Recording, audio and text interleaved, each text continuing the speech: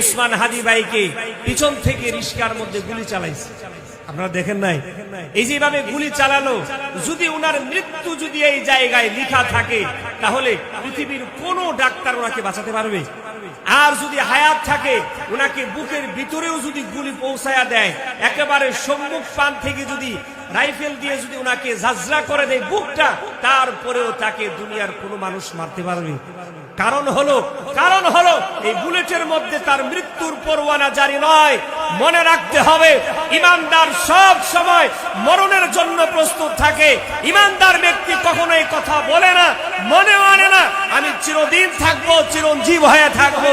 এ কথা ইমানদার বলেও না, ভাবেও না। বরং সে ইমানদারে কথা বলে, আমাকে যে কোনো মুহূর্তে বুলেটের আঘাতে আমার জীবনটাকে শহীদের রাস্তায় দিয়ে যেতে হবে, আমার জীবনটাকে যে কোনো মুহূর্তে যে কোনো জায়গায় দিয়ে দিতে হবে।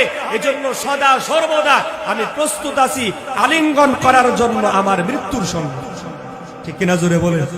এই জন্য সব সময় প্রস্তুত থাকেন। অন্যের টাকা মেরে দেওয়া থেকে বাইচা থাকেন। জুলুম করেছেন, জুলুম থেকে বাইচা থাকেন।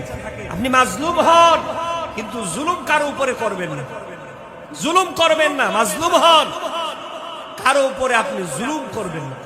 যদি জুলুমকারী হন তাহলে মনে রাখবেন আপনার শেষ পরিণতি ভালো হবে না।